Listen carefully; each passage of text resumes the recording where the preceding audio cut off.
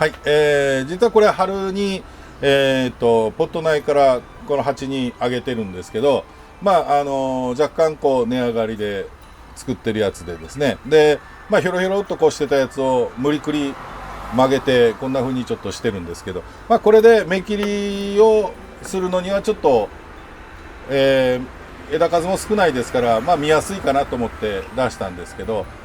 やり方は先ほどのやつと一緒です。もうこの今年の出てる新芽を飛ばすと。で、葉を短くするために古葉の部分ですね、下の段からこう順々にこう周りを抜いていって、3本4本ぐらいまで減らしていくというようなやり方ですね。この葉を抜くときはですね、葉っぱがこうありますけど、これは新芽の部分ですけどね、これは古葉でも何でも一緒なんですけど、この葉っぱを抜くときにこうやって抜かないようにですね。これ、今これ新芽だから簡単にポロッと取れますけど、こんなんやってこう取ってたらですね、皮ごとベロッとむけちゃうことがあるんですね。とそこからその芽死んでしまったりしますので、やっぱこの芽が向いてる方向に抜くと、まっすぐ、はい、こういうふうにですね。で抜くかもしくはこう切ってあげると、ハサミでですね、必ずこう向いてる方向にこう引っ張り上げていくと。これは11月12月に古葉の手入れをする時も同じです。逆さにこうやらないようにですね、その枝の肌自体をもうベリッと皮剥いでしまうことがありますので、そうするとせっかく育ててるのに葉がその芽が死んでしまうということがありますので、無理して下にやるんじゃなくて、葉っぱの向いてる方向にまっすぐ引っ張り上げて抜いてあげるというのが葉の抜き方ですね。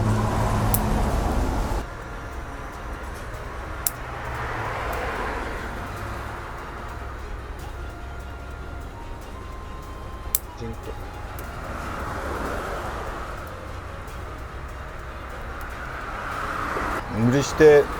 何本もいっぺんに抜くんじゃなくて、1本ずつこう丁寧に抜いてあげた方がいいですね。ちょっと雨で濡れてるもんだから葉っぱがまとわりついてやりづらいですけど、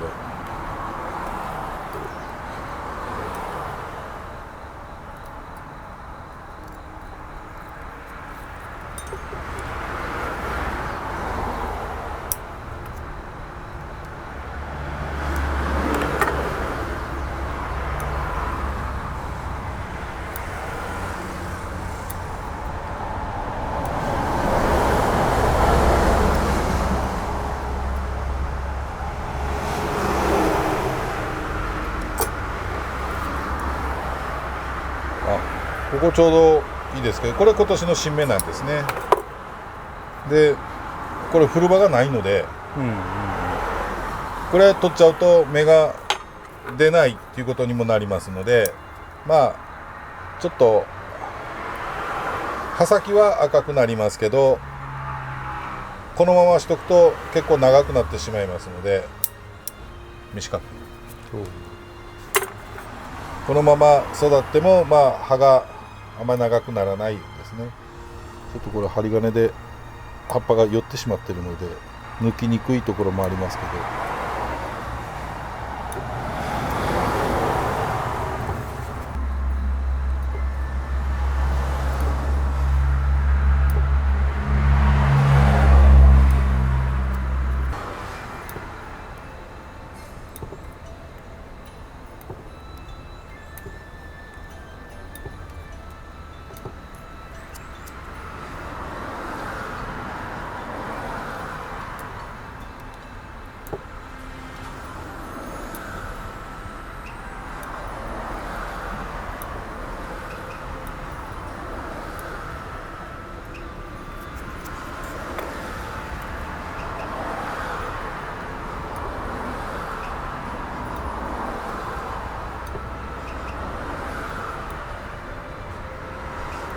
これはあえて古葉を抜きました。やっぱり柔らかいですからね。古葉を抜いたら新芽が抜けてしまった。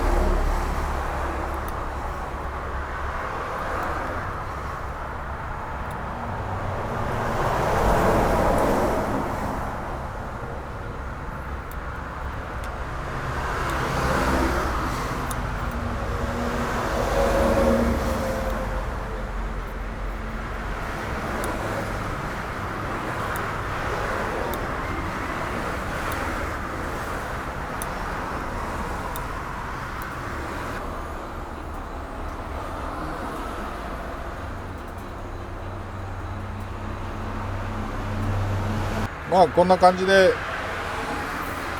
今はちょっと寂しくなりましたけどね、まあ2週間3週間ぐらいするとその切った切り口の周りから新しいのが2つ3つ出ますので、でそれを今度は育ててあげますので、そうするとまあ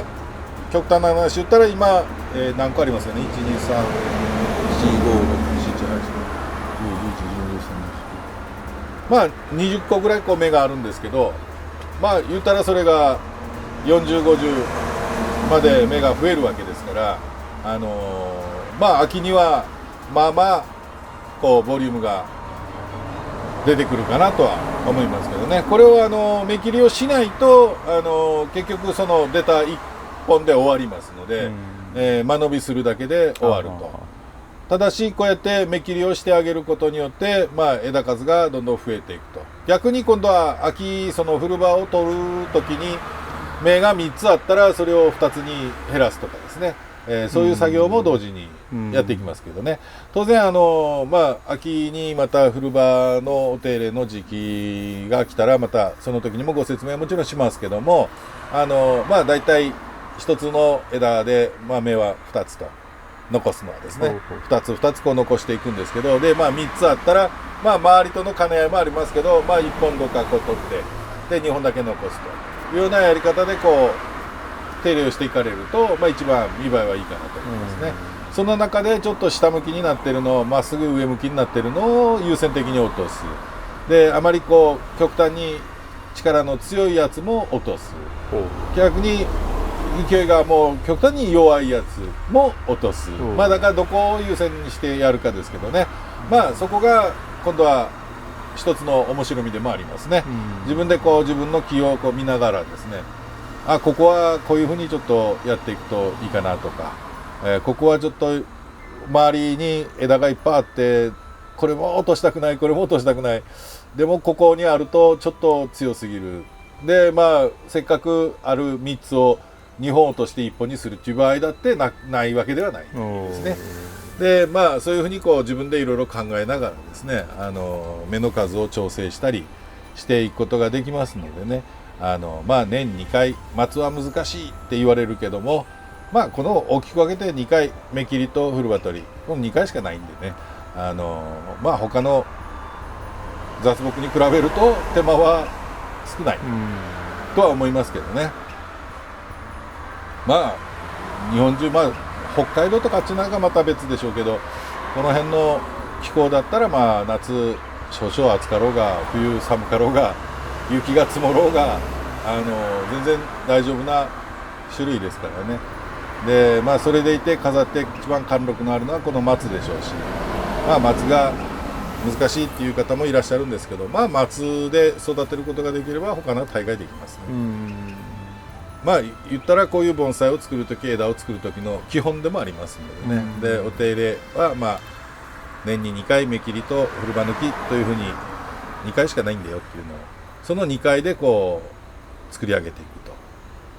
というものですね。で今日はまあ、芽切り黒松の芽切りということでちょっとご説明させていただきました。でまあ最近皆さんが好まれる単葉法、葉を短く管理するのにはどうしたらいいか、どういう剪定の仕方をすればいいかということをちょっと、走りながらですけどご説明させていただきました。また、近いうちまた別の日でいろいろちょっとやりたいと思いますので、またぜひ、何かまたご質問とありましたらどんどんコメントをいただければと思います。ありがとうございました。ありがとうございました。じゃあコメント紹介します。はい、コメント、質問が含まれてますけど、はい、先生教えてくれてありがとう、動画を見られた方ですね。これ錦松の目切りの方法、はい、スペイン語の代理をしてくれてありがとう質問です、はい、私は季節が2つしかない国に住んでいます。季節が2つ、はい、乾燥と雨のどちらの季節にこの作業を行うことをお勧めします。どこですかそれ。スペイン。スペインですね、日本みたいに四季じゃないんですよね。だから多分レイニーシーズン、雨の時期と乾燥する時期とのこの2つ2シーズンですよね。でも松の芽がどういうふうに伸びてるかっていうのもありますよね。そうですよね。芽切りに関しては芽が出た後っていうそういうことですね。だから十分芽が伸びてきた時にちょっとスペインでしたっけ。スペインは